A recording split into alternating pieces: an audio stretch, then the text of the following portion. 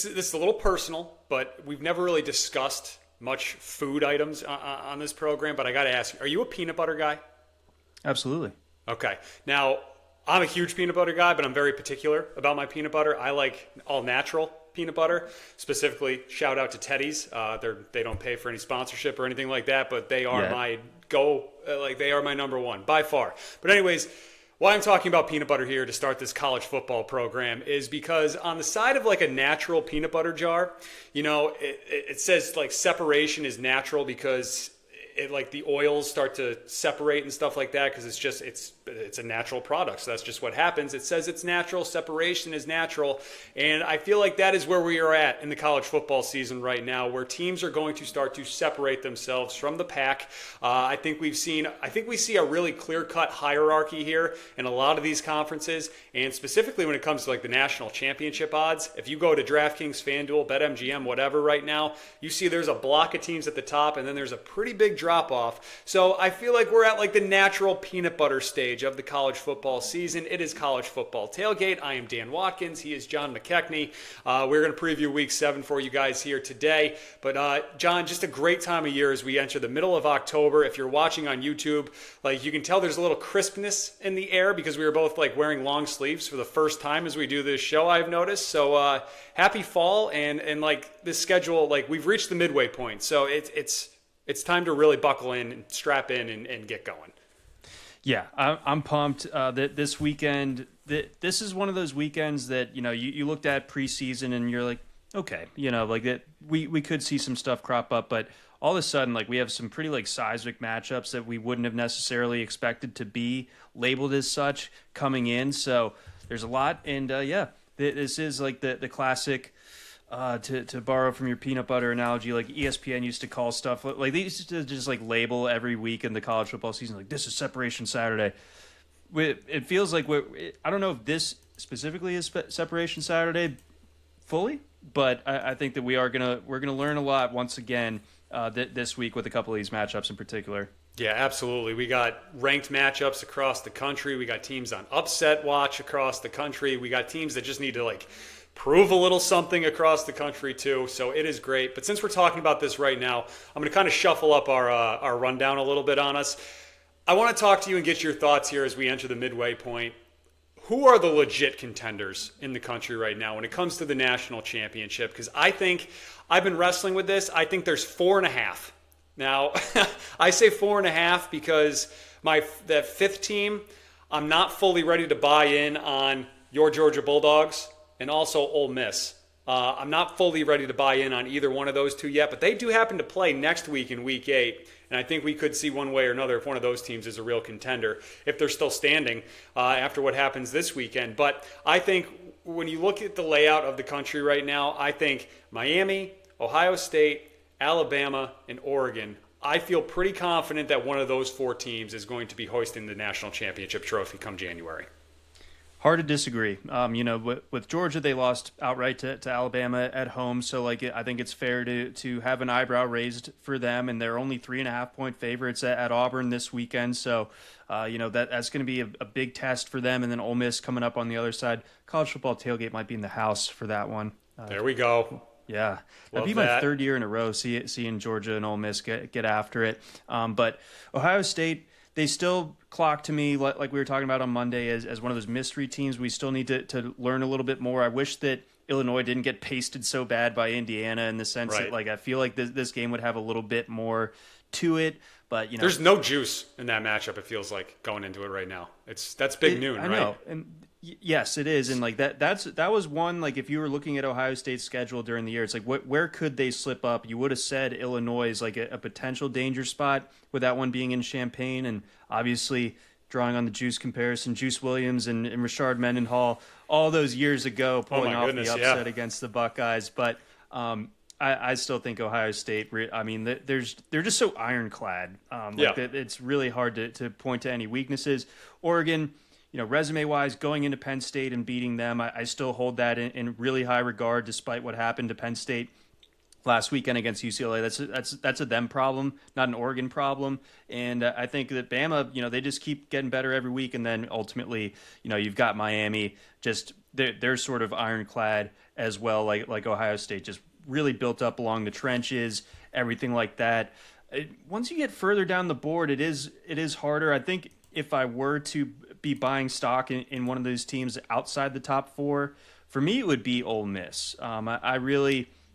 I think that their defense is good enough, and I think their offense is elite. I think every defensive coordinator that they'll be going up against is going to be scared crapless to be going up against what Lane and Trinidad can dial up. So they're so deep, they're so multiple, they're able to run the ball, they're able to get the QB run going, they're able to get those deep shots, obviously, that are a staple of the Lane Kiffin offense. So Ole Miss, we'll know for sure after Week 8, but I think right now, outside of those top four, they'd be the one that I'm circling.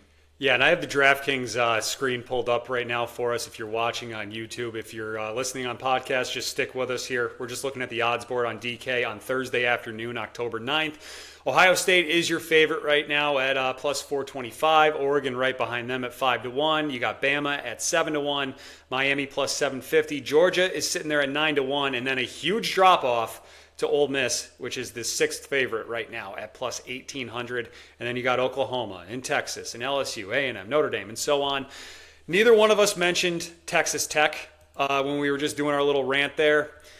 I'm really impressed with the Red Raiders. Do not get me wrong. I just think that there's just such a gap between the Big 12 and the other big boys around the country right now.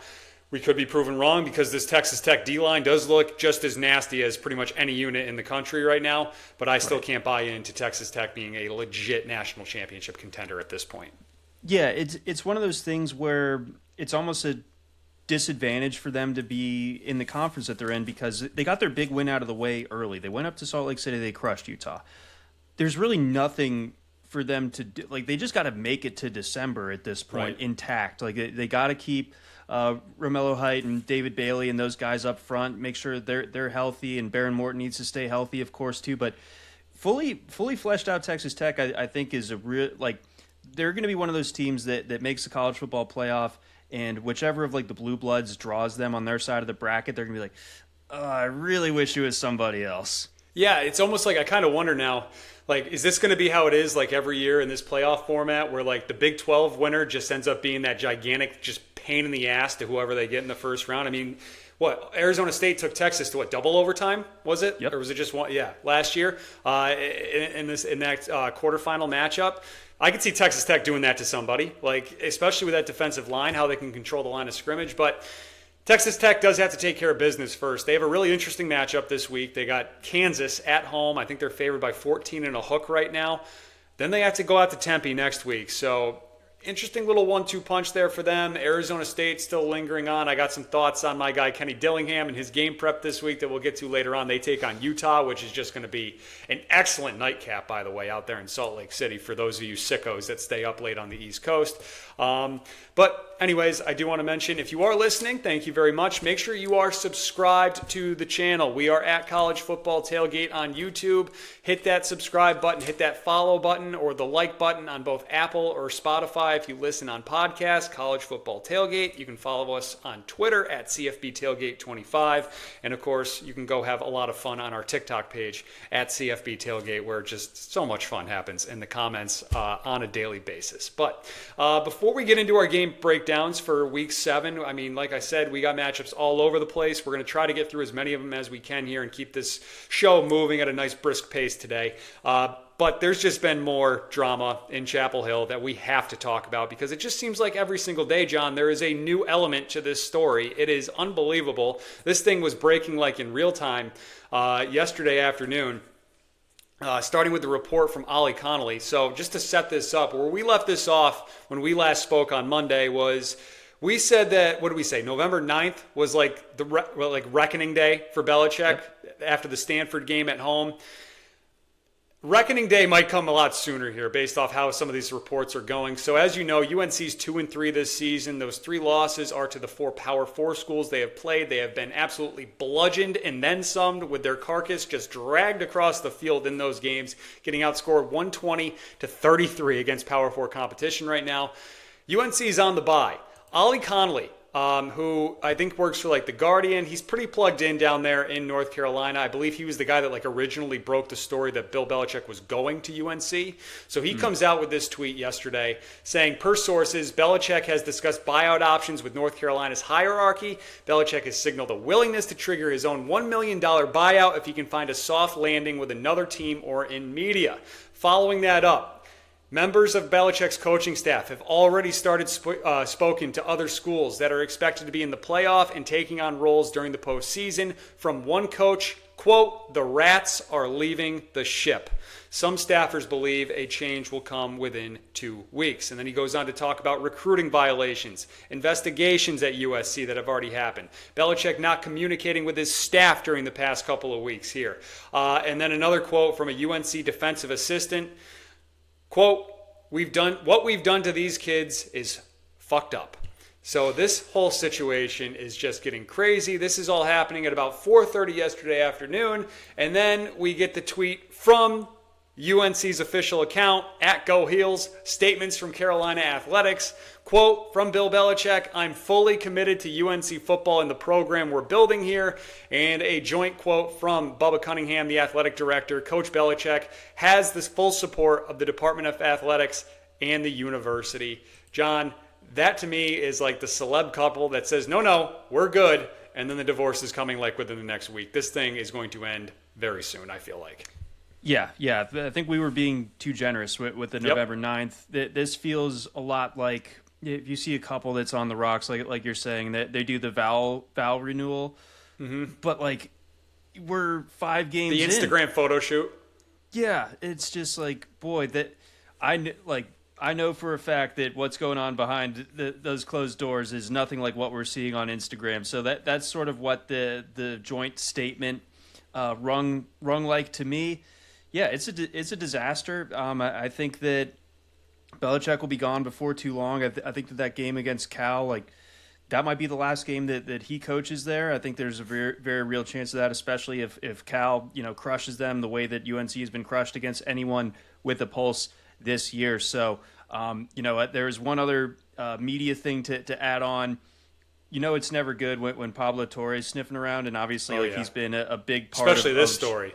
Yeah, he's been shining a light, and someone tweeted at him, "Please tell me like we have more Belichick episodes coming," and he just was like, "Yes." So that's just like tweets with threatening auras. Like we know there's like another bomb potentially about to go off there, and I think that also it is kind of a damage control playbook from universities where we're going to investigate and we're going to find some violations to knock down this figure of what we have to buy out Bill Belichick at, because I mean we've seen stuff like this happen before where a coach, it's clearly going by the wayside, but the contract situation is pretty crippling to the university and the athletic department, so therefore we're just going to take a look inside. We're going to do an internal investigation and make sure that everything's above board, at which point they'll be able to with a fine-tooth comb, find any little misstep that's going to ultimately get them out from under a huge buyout. Yeah, I believe that self-investigation, all that, I believe that's better known as the Michigan, but that's neither here nor there. I think these two sides, I think they're just in a negotiation right now when it comes to this buyout, where it's just like, okay, like Bill might be asking for close to the full total, and UNC's just like, look, we got so much dirt on you. You have done so many bad, wrong things here and handled yourself so poorly. Like, if you want to go to court, fine, go to court. We'll drag this out and we're going to win. Bill's just going to have to go hat in hand at some point and just say, fine, just give me the lower number and I can walk away here. But this is all his own doing. He handles himself like such a dink. Like, it's unbelievable. And it really is it just seems like it's just an old man that does not care what anybody else thinks at this point. Nope. So, I mean, I think we were right to circle them over the summer as a very interesting team. They've been very interesting for all the wrong reasons so far. We're talking about them. They are content, that's for sure. But anyways, I'm sure there will probably be another chapter on this on Monday's show when we do our Week 7 recap, even though UNC's on the bye this weekend. From what reports have come out and what's been percolating on Boston airwaves here up here in the Northeast, John, is that going into the Clemson game, they were on bye, and Bill spent that weekend on Nantucket. So we'll see if he does that again this week going into the Cal game. But anyways, that's what the reports are around here right now. So there are a few other coaching drama items that are still fun, not quite as juicy as the Belichick situation. But John, you've dug up some stuff. What else do you want to get into here before we get to our previews? Well, our guy Lane Kiffin is just he's an Uncle endless Lane? font of content goodness. So obviously everyone looks at the slate this week and they see that Ole Miss is playing Washington State, and you're like, that's a weird, non-con game, and we're into conference play at this point. This is a strange matchup, but and obviously Washington State is a huge underdog in this particular spot, and Ole Miss has a big game next week in Athens. So to keep things, dialed in, plugged in there at Ole Miss, Lane Kiffin has, I think, created some sort of fake rivalry trophy, a la the UCF UConn one from days of yore, and Right. I think he's calling it the Cross Country Cup or something like that. And he's got on the TVs all around the facility, "Get your mind right." It is first place SEC team versus first place team Pac-12. So no lack of motivation, tactics at the very least for Lane and Co. this week. But you got a big number to cover. It wouldn't surprise me if they play this one pretty vanilla. And then I love that, Wednesday, by the way. yeah. I love that, by the way, because like we talked about, you got a monster game next week against Georgia on the road. You got to do something to keep your kids motivated and eye on the prize here, because you don't want to slip up against a Washington State. I like that. I actually do like that a lot, that what Uncle Lane's got going on down there in Oxford. Because we got a 32.5 Yep. point spread. I looked at that one. Wazoo for a second. I'm like, but no, I'm not going to Sleepy. do it. Yeah, it's fun to think about if nothing else. A nice little 12:45 kickoff, so that'll kind we of help go. us navigate the half times on Saturday afternoon. And then lastly, there's a coach's call every Wednesday in the SEC. Media asking coaches questions. Eli Drinkwitz, the head coach of the Missouri Tigers, according to reporters, the first coach to ever call in on this one. He called in during Alabama coach Kalen DeBoer's segment. He asked him what he's wearing on Saturday. He asked him if he's wearing the black hoodie of doom or death, something like that. So there's always something funeral related with Alabama, it seems like. But DeBoer, I think, kind of like took it in stride and had a good sense of humor about it. But we think of Drinkwitz as kind of a dorky guy, but that I thought that was a funny move. That is funny. Yeah. That to me kind of says that, like, Drink, it feels pretty locked in for this weekend. If you're willing to go do that and call in and really play fun with the opposing coach, that signals to me that he's feeling pretty good about his game plan. And I think that kind of sets us up perfectly here to just start talking about this game. Alabama heads up to Mizzou this weekend, John. This line has been all over the place. It reopened at 5.5 in favor of the Tide on Sunday morning. That has since moved big time towards Missouri.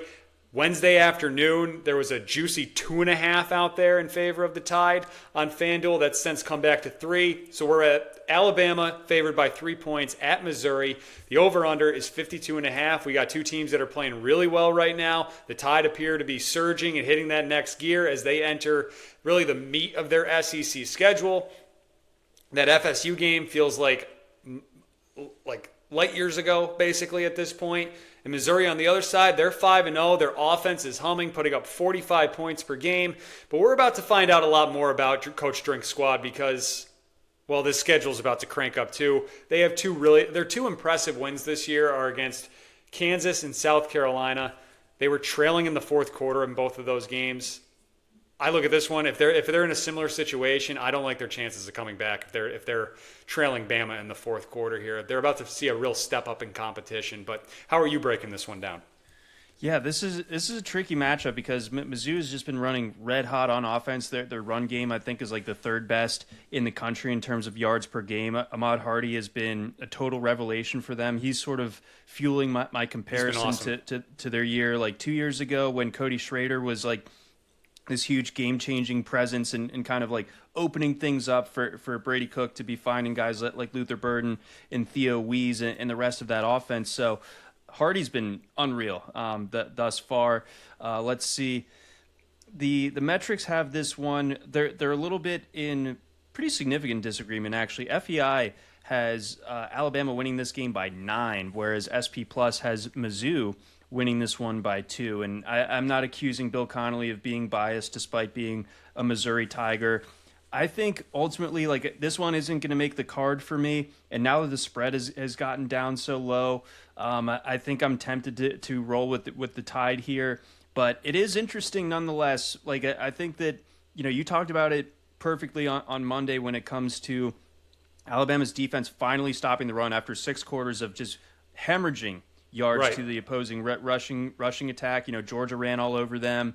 Vandy ran all over them in the first half. Then they buttoned it up. So Bo Pribula, if he has to throw them into this game, that's going to be the big unknown, because we don't really know if he's capable of that one way or the other. We don't have a ton of reason to doubt him necessarily, but I think by that same token, we're just, it's unproven one way or the other. So this is tricky. I think Alabama gets it done. I think it's going to be an uncomfortable Saturday afternoon for them up in Como, but ultimately I am siding with Alabama here.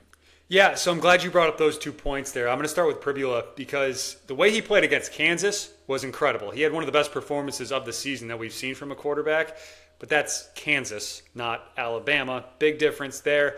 And you bring up that rushing attack there. Hardy's been awesome. He might be the best running back in the country right now, heading into Week 7. And yeah, Alabama's kind of just been letting teams just run the ball as much as they want to. They buttoned it down. Is that going to carry over this week? That's my big question. Because if they can slow down Hardy, then yes, to your point, then it's going to be in Pribula's hands to beat them, and I'm not sure he can do that. But let's say Hardy does have a good game, right? Like, at some point, is that strategy, that formula, what's going on there with the Bama run defense, is that going to catch up to them and really burn them? Because what if they can't get off the field and Mizzou just hangs on to the ball and we see like one of these crazy 39-21 time of possession splits, and Ty Simpson doesn't have a lot of time to work with because this Missouri pass rush is one of the best in the country right now too. So Alabama's offensive line is going to have their hands full. I'm really curious to see how that kind of shakes out here in this game.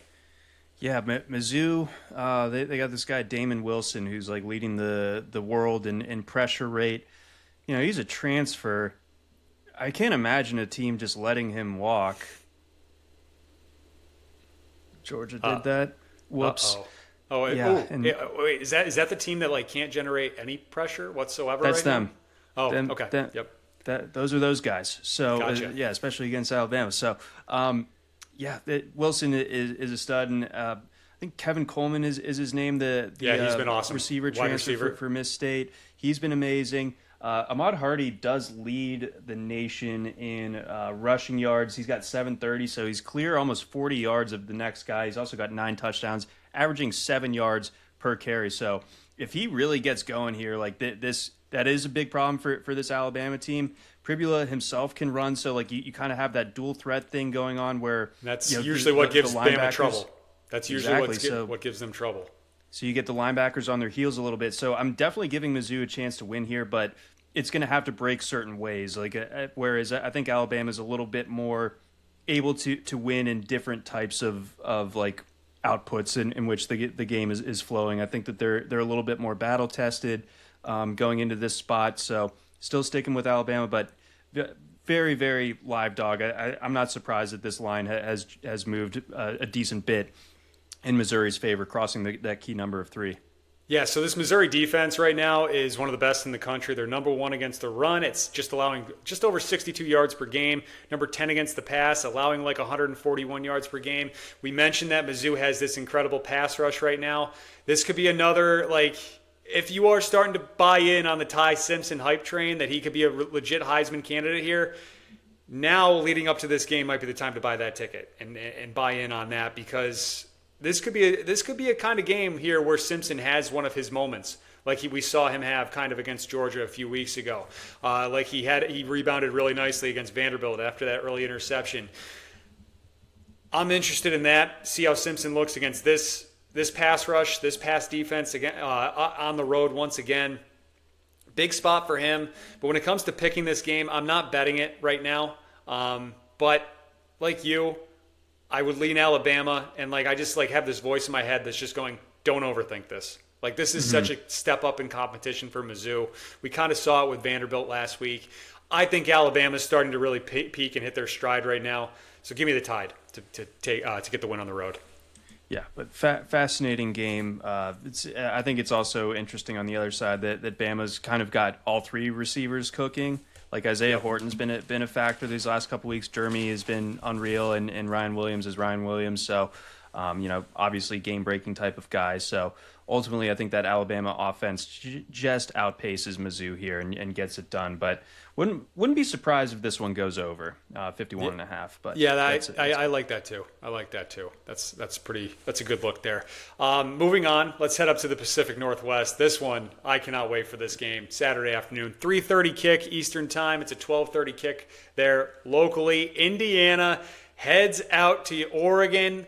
John, my first thought here, so the line's sitting at 7.5 in favor of the Ducks. We got a total at 55.5. My first thought when I look at this is just, I can't imagine Indiana pulling off this upset in Eugene. And I'm wondering, Indiana's been a great story. We all love Coach Sig. Fernando Mendoza's been incredible. I see mock drafts now have him going number 1 overall if the NFL draft was held this week, which is wild, but he has been incredible. He dominated Illinois, but just like we were talking about in that Alabama game, this is a gigantic step up in competition for Indiana, and I just have that thought of that playoff game last year against Notre Dame in my head, where once we finally see Indiana step up in competition, and they did against Ohio State too, and they lost that one. Do the wheels kind of look like they're falling off a little bit? Is it just that the talent gap is so big here that Oregon's going to pull away? Look, this is an interesting number at 7.5. There's a reason it hasn't gotten to 7. But just I'm trying to work through how Indiana would pull this off, because I just think Oregon's way too good on the lines of scrimmage that Indiana's not going to be able to get that push that they need to really give it to Oregon here on Saturday afternoon. Yeah, it's going to have to be Mendoza putting on the cape, because I don't think Indiana's going to be able to run the ball much at all here. And I know defensively Indiana's been really, really stout this year, so it's good on good when Oregon has the ball. Their offense is obviously elite versus an elite Indiana defense, but I think that Oregon, keyed by Dan Lanning, they play so fast defensively, they're just swarming to the ball, creating havoc all over the place. So I think, especially with this one being at Autzen, I have a hard time also seeing Indiana do this one. Indiana kind of breaks my brain. I kind of have a hard time fully figuring out what they are. I know that they're very good, and in most coin flip games or anything where they have a slight advantage, they can really take it to teams. But this is another level of competition that they're going to have to be going up against here, and it's tough going on the road out to Oregon. That's one of the crazier road environments to have to play in. So ultimately, I like the Ducks here. The computers, SP Plus has Oregon winning by exactly a touchdown, 7 points, and FEI has Oregon winning by about 9 points. So really, really tight to the number are the models here. So that kind of leads me to leave it off the old card this week. I could see the first half going under whatever that posted number is as these two teams kind of feel each other out. But ultimately, second half, the onslaught from this Oregon, especially from that passing game with Dante Moore just really dialed in, DeCorian Moore, Keon Sadiq. Those guys are just difference-making weapons for that Oregon team. So give me the Ducks here, but again, not quite making the card. But I'm very excited for this one. Yeah, I do just want to talk a little bit more about these quarterbacks, because this is a fantastic quarterback matchup here. We have the two of the most efficient quarterbacks in the Big Ten right now. I think probably the two most. They've combined for 30 touchdowns and just 2 interceptions. And I have a little stat here from CBS when I was doing my research that I want to pull up for us if I threw it on here. Yeah, so you did. Dante Moore and Fernando Mendoza joined 2011 Wisconsin's Russell Wilson as the only Big Ten quarterback since 2000 to start 5-0 with a completion rate above 70%, at least 225 passing yards per game, and 1 or fewer interceptions. Just incredible stat to dig up. But yeah, these two have been cooking like Russ was at Wisco for a minute.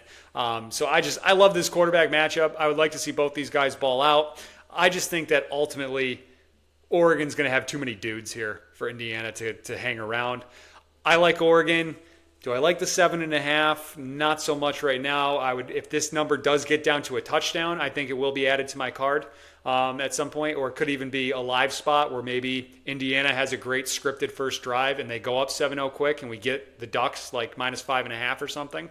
Could be looking to do that, but right now I really like the Ducks. And here's another stat for you guys.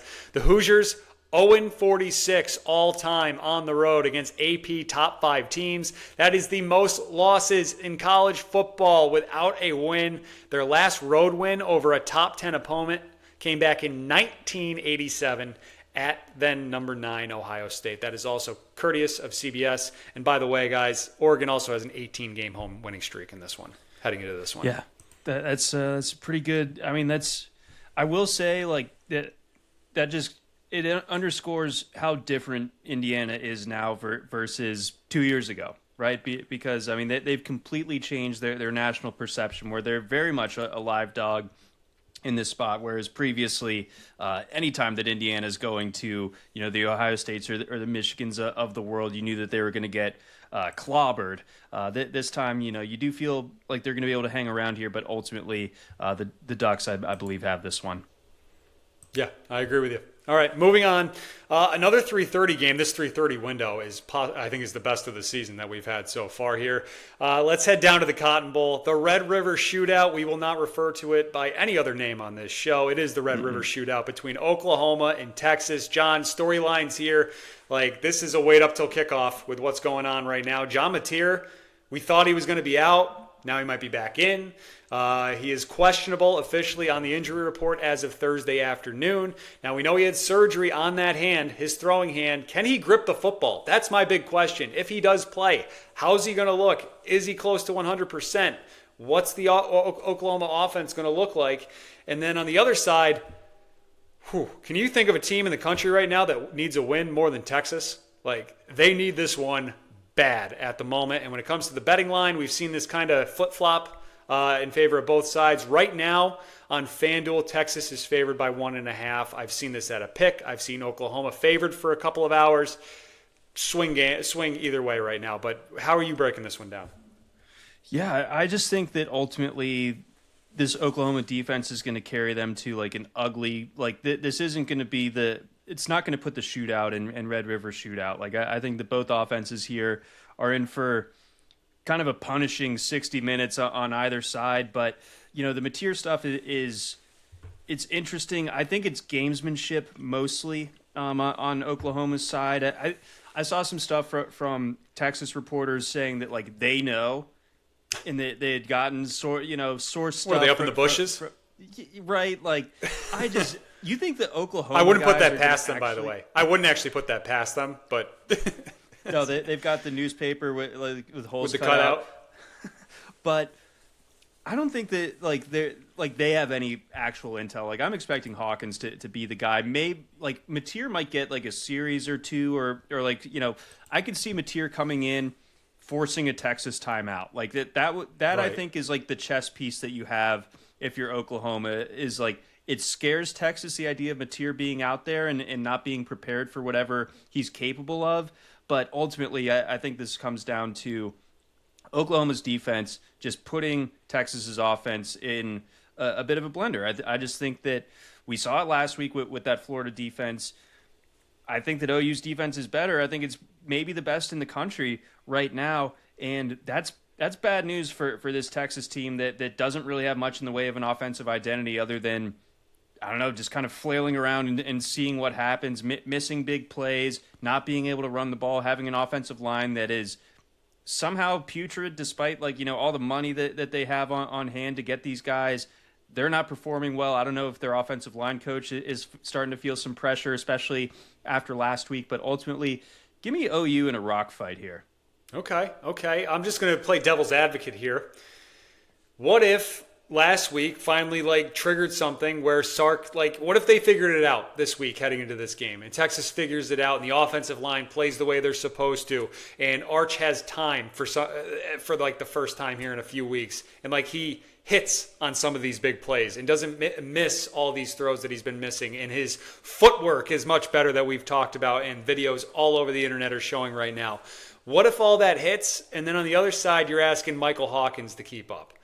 That's where that's where I'm like, can I see Michael Hawkins beating Texas? That's my question right now. And that's also with an Oklahoma offense that still has big questions running the ball. Blaylock's been a nice little piece here the past few weeks, but Jaden Knott's been MIA pretty much.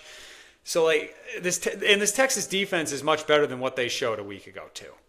That's true. I still view them really, as one of the better defenses in the country, and that this game against Oklahoma, they're going to come to play. So I'm not worried about that, but that all of it just kind of steers me towards a low-scoring game. We might see a special teams touchdown in this one, or a defensive touchdown that gets a little bit more points on the board. But I think both offenses end up kind of in the mud. To answer your devil's advocate questions, those are good what ifs, and we have years of sample with Sark at Texas to lead us to believe that it's possible, right? And they have. Ryan Wingo, they have Emmett Mosley back finally. They've got guys. They got the tight end from Cal. I don't think they're going to be able to run the ball at all though in this spot. But the questions about can Arch actually do something here? Some of the Texas fans were really kind of squinting and trying to say that Arch. The big takeaway was how good Arch looked last week. I think if that's your takeaway, then you need to get rid of those burnt orange colored sunglasses. I mean, he wasn't awful. He wasn't the number one reason why they lost, but was he really helping them out that much? I don't think so. I think he was costing them more often than not. So ultimately, I have a hard time trusting Arch against a defense like this in this particular setup. I'm worried about Arch's confidence too at this point. This is his huge opportunity to turn it around. I'm not buying it though. Yeah, I will lean. I'd lean towards the under as well, just like you're saying at 42.5 here. But I'm not betting this, but I'm going to pick Texas just because they do have to figure it out at some point, right? Come on, this team is way too talented to just be a total mess and almost clown show on offense with the amount of talent that they have there.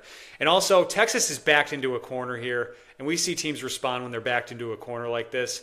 Texas with 3 losses, and we're not even at the midway point of October, would just be wild. I think they figure it out. I think they're more talented.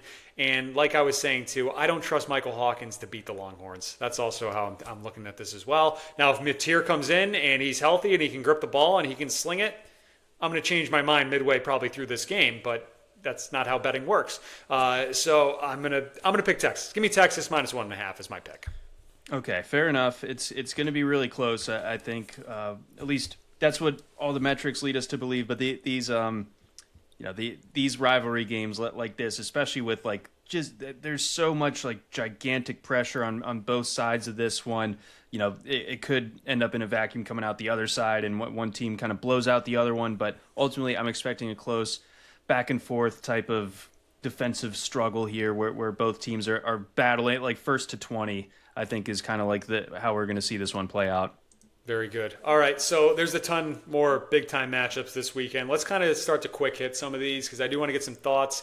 These games I don't feel like are in need of the full breakdown like some of these other ones that we just went through. But let's start off with that big noon game that we were kind of teasing towards the beginning of the show. Ohio State makes their first trip to Champlain, Illinois since 2017 to take on the Illini there. John, the Buckeyes favored by 14.5. For me, I just want to see them just continue to steamroll. Just continue to just pancake and flatten everybody. You got some bigger games coming up here down the stretch. I think this is a good one here for Ohio State to really get back in the front of everybody's minds, because we did our segment on Monday about the best team in college football, and we both said that Miami is right now. We're not trying to disrespect Ohio State. It's just that I want to see Ohio State do something against some better teams than Minnesota and Ohio and the other teams that they've been playing. I think this would be a nice little re-entry to the top of the national discussion. Like, hey, we're still the defending champs. We're still here. Yeah, and we're pretty rough and ready to get into it with any fan base, but like when we're taking damage from the Texas folks already, I don't want to invite the crazy Buckeyes into our mentions just yet. Like it's gonna come eventually, but I'm not ready for it right now. That's a November thing. Like I think that's a November thing. We don't need that in October. Just look at your schedule. Look at your schedule and who you've played right now. That's what that like. With Texas just not being that good, like that win just like it was super impressive in the moment, and like I don't mean to like discount it fully, but it still kind of registers as a who have you played, who have you beaten. But I think Ohio State just does kind of steamroll Illinois. Again, like I said earlier on in the show, like I wish that Illinois was a little bit more convincing right now. I mean, offensively they flexed their muscles last week, but it was against Purdue. I don't think that Altmaier and company are really quite to the level of testing this Ohio State defense. Like I think Ohio State's defense kind of wins the day here, and the offense. I mean, you could just have like anybody back there, and when it's Carnell Tate and Jeremiah Smith, like you're gonna be fine. So I think that Sayan's been really good. Sayan has been really good so far. Yeah. So I will throw that out there as well. Fair, and ultimately, I hate that number, so I'm staying off of it. But my official prediction for this game would be for Ohio State to cover that number and rather comfortably. Yep, I agree with you. Moving on, let's see where you're at right now. Georgia heads out to the Plains, heads to Jordan-Hare to take on Auburn. The Dogs laying just 3.5 here on the road. Interesting, coming off the bye. Auburn. My question, John, with Auburn here, if they're going to pull this off, are they capable of picking on this Georgia secondary? Can Jackson Arnold have a big day with his arm? Because, well, I think he's going to have time to throw, as we've seen so far this season with how it's looked with opposing quarterbacks against Georgia, whether it's Aguilar at Tennessee, Simpson at Alabama. Those guys both had pretty big days against the Dogs here. Can Jackson Arnold do that too? And he's got an absolute freak out there in Cam Coleman. Like the pieces are there for Auburn to hang around in this one. But how do you feel? Kirby off a bye, usually a pretty safe bet. Right. Arnold, my problem with him is he's terrible at throwing for a quarterback. That's a bit of an issue. However, what's working in his favor is the fact that A, he's going to have a ton of time, and B, what has been the sort of like proverbial Achilles heel for Kirby Smart defenses? It's a mobile quarterback. And I think that, we're going to see Arnold just have time to extend plays back there. And, Coleman can definitely get, if he's open or if Singleton's open, like Arnold can definitely make that throw. And I just see a bunch of instances where Arnold just sort of gives up on a play and just goes ahead and just picks up the first down, and they get that fresh set of downs, and they're back to it. So playing like these extended drives that gas the Georgia defense that already isn't that good and is already like pretty bad at getting off the field in their own right. I think that's how things go sideways for Georgia. I'm confident in the Georgia offense being able to do stuff here, but I think Auburn at night in and of itself is a crazy place to play. That can't be your only rationale behind picking the upset, and it's not that huge of an upset according to the spread and everything. But I did say before the season, I thought that this Auburn team, as constructed, had a very good chance of upsetting one of Georgia or Alabama this year. I think that Georgia's the more likely upset candidate between them and Bama at this stage with how they've both played. Sure. I think that Stockton's not going to be rattled in this spot. I think him going into Neyland was like a really good sign that he's got it going on between the ears. They've kind of found their ground game with Chauncey Bowens and company. They need to get some more guys involved in that passing game beyond Zach Branch, but they did a good job of that last week with the tight ends. Like Oscar Delp getting unleashed a little bit was interesting. So I think Georgia's going to be able to score here, but if it's a keep away type of scenario where the defense just continues to allow these long drives, Auburn's absolutely lively in this game. I'm taking Georgia to cover, but I am examining all the ways in which this could go horrible for me on Saturday night. I was going to say, is the over the play in this one? 46.5? Like 27-20 kind of feels right. When you think about it, or maybe like a 30-23, and you get a nice, comfortable hit the over on that one. Yeah, give me the over here because I think that's saying a little bit too much about this Georgia defense relative to how it's actually performed thus far. So I think that Auburn will put up some points, but I think Georgia's offense is dangerous in this spot too. So staying in the SEC, another big one. South Carolina heads to Baton Rouge to take on LSU. We got a line here that's like flip-flopped and shifted between 8.5, 9.5 with LSU at home.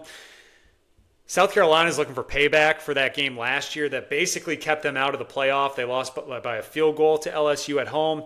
South Carolina hasn't beaten LSU since 1994. John, for me in this one, this is the week that I want to see some life from this LSU offense. I want to see you get to 30 points here because, let's face it, this South Carolina defense is rather mid. It is mid, and it's the proverbial night game in Death Valley, right. So that's always difficult. But I think South Carolina is really lively here. Ooh. I think that this is like the sweet spot for Shane Beamer. He's gone ahead and expertly gotten all expectations out the window for the South Carolina team. That's where he's feeling good. Anytime the South Carolina has expectations, they blow it. No one's talking about them anymore. No, when's the last time you heard any national pundit even mention Lenora Sellers? They've completely gone incognito. They've gone underground. Is he healthy now? Is he fully healthy at this point? I'm thinking he is coming into this game, and I think. I just smell a fraud with LSU. We've tried to find ways to defend them all season long, and they keep making it more and more difficult. They just seem to always be primed to have a disappointing performance. I know that their offense should be in good shape here at home at night. Not a great South Carolina defense, but do you really trust them to actually take advantage of that? I'm not so sure. I think I think South Carolina could win this game.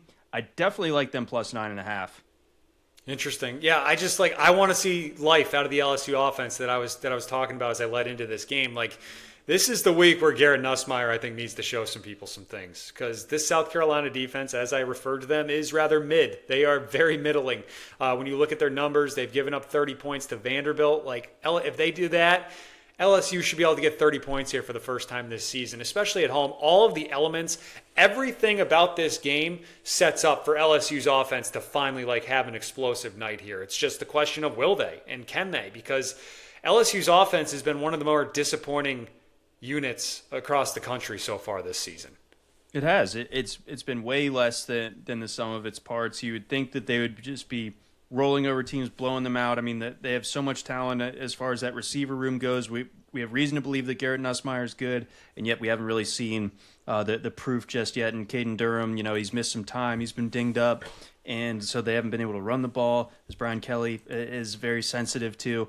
So it's going to be the offensive performance lives and dies on Nuss's shoulders because I don't think that LSU is constructed to be able to run the ball super well. It is nice that they're at home, but I think South Carolina, I think that this is the Lenora Sellers Cape game. Okay. All right. I like that. Moving on, we'll do one more here. Texas A&M welcomes Florida into College Station. The Aggies favored by 7.5 here at home. That seems to be a pretty popular number this week, 7.5 there.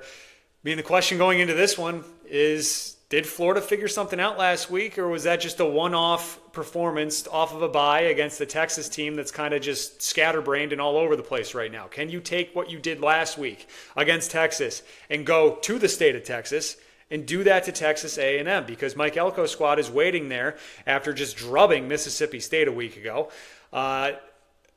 Is the Dallas Wilson piece, is that big of a piece now where okay, this Florida offense is completely different and they're going to be able to hang around with Texas A&M? I'm fascinated by this one. I want to say A&M wins this game kind of comfortably, but if Florida did turn the corner a week ago and they can be scrappy now, all bets are off. I just don't think that Florida's going to get to Marcel Reed the way that they were able to against Arch Manning. Fair. Arch was under duress the whole time. This is at Kyle Field at night once again. I like the Aggies in the spot. The 7.5 is the tricky number here. I think one game against a floundering Texas team when you're at home in the swamp and absolutely needing it, I'm going to need to see one or two more times before I'm ready to like actually buy in on this Florida team. The Dallas Wilson introduction was loud and impressive, of course, but A&M's got serious weaponry on the other side with Craver and with KC Concepcion. And I think that Texas A&M last week, one of the big takeaways is they were able to run the ball conventionally with their run game or with their running backs a little bit better than we've seen thus far. So over the course of 60 minutes, I think that A&M outclasses this Florida team. You can't completely discount the possibility of, Lagway and company, carrying it over, but I'm dubious that it ends up happening. Certainly not to the point where I'm betting it. So I'm staying away from the card on this one, but I think that A&M has this one. Yeah, it's kind of just an interesting, what have you done for me lately? Like a world that we live in college football, where we talked about this week that Billy Napier feels like we're cooling on the hot seat talk with him. We could crank that right back up to like the 5 setting if they get blown out Exactly. in College Station on Saturday night. So that's an interesting to watch too. No action for me on that one. But speaking of action, let's get to our betting card. 7 and 8 last week, John. I don't know. Do you want to flip the order again? How do you want to do this? You want to go first? You want me to go first? What do you want to do? You lead us off. I feel like we were real close last week, so I feel like the vibe was correct to have you lead us off. All right, very good. Okay, week 7, best bets. Here we go. Starting off, I'm going to go Pitt plus 10.5. I think the wheels are starting to fall off of Florida State. Pitt is very scrappy. I think they can hang around there and keep this game within 10 points down there in Tallahassee. Next up, this is going to be kind of a theme of my card here, Big Ten travel spots. Give me Michigan State minus 8.5 at home against UCLA. This is a noon kickoff. That's a 9 a.m. kick for UCLA. I think Sparty wins this game by double digits. UCLA, you got the fun little story last week. It's not happening 2 weeks in a row. Give me Sparty, minus 8.5. UNLV, the Fighting Dan Mullins, as you so affectionately named them earlier on this season. I'll lay 5.5 with them at home against Air Force. This Air Force defense can't stop anybody. So give me UNLV. Oregon State, we're going to do it. Plus 3. At home against Wake Forest. Wake has to travel across the country. The Beavers have been frisky the past couple of weeks hanging around here. They're looking for their first win. I think they get their first win, but I'll take the 3 points to be safe there. USC minus 2.5. Come on, Lincoln. Like, off of a bye, you got Michigan traveling across the country here. Show us something. Win this game by a field goal or more. Jaden Mayava, I think he has a big day here. So give me USC minus 2.5. Staying out west, Arizona State plus 6, going up to Salt Lake City. Kenny Dillingham is ready. Sam Levitt's ready. Look at him. Kenny D is spraying Sam Levitt with water bottles on the field. They are ready for these elements. I have talked myself into this. You know I love me some Kenny Dillingham. So give me ASU, the Sun Devils, plus 6. We'll go Ball State and Western Michigan, a little Maction, over 43.5. And then finally, I saw this line just move to a field goal. We will go Iowa minus 3 at Wisconsin. Stop the fight. The Badgers are dead. Give me Iowa minus 3. What do you got? That's right. A little bit of overlap in our cards. I'm liking it, but I'll lead us off a little weekend appetizer. Give me the under in USF North Texas. It's at 66.5. That's just a huge number. Friday night fun. It's going to be awesome. Don't get me wrong. I think I'm going to be sweating this one out pretty much the whole time, and I could look like a buffoon for it. But ultimately, the models are saying that this one's going under. I love both offenses, but 66.5 is a pretty high figure to get to. So I'm thinking we go under.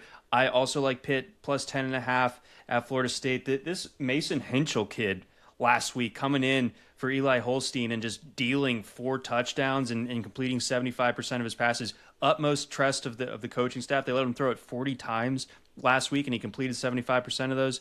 Gotta like what that looks like. So give me Pitt plus 10.5. That's a good number. Give me Iowa also. Now that I liked him at 3.5, I definitely like him at 3. That's a nice little safety net there on the field goal. But yeah, I think Wisconsin is just kind of dead in the water. This may not surprise you, but I like South Carolina plus 9.5 at BetMGM. FanDuel has it at plus 8.5. So you might want to get this in now or make sure that you've got a book that is still hanging 9.5 out there. And then last one, not a shot across the bow at all. I just think that NC State keeps it respectable against you guys. I mean, sure. You had what, like a 20.5 point spread against Boise State and like had to scratch and claw to cover Hit it that. right at the number. Yeah, exactly. So I think NC State is a little bit better there, and I do think that we've had a couple weeks where Notre Dame has been able to get its defense right and everything, but I do think that NC State's offense presents a different challenge. They're going to go, pretty air heavy here. I don't like the setup for Hollywood Smothers, but I am a CJ Bailey believer. Give me NC State plus 23.5. And then if you're just a bonus pick, throwing it out there, you had an Oregon State on your card, so I'm throwing this to the Wolves here. I don't think that Houston's all that good. I don't think that they're that good to be 14.5-point favorites on the road against a conference opponent, even if Oklahoma State is as bad as they are. Give me the Pokes plus 14.5. Oh, all right. Really getting frisky and wild out there. But it's the time of year to do that, that's for sure. All right, well, I think that's going to do it for us this week. We'll wrap that up at a nice, tidy 55 minutes. Got to a lot there. We will break it all down, everything that happened on Monday. Once again, make sure you are subscribed. If you are not, at College Football Tailgate, YouTube, Spotify, Apple, CFB Tailgate 25 on Twitter, at CFB Tailgate on TikTok. For John, I'm Dan. We'll talk to you on Monday.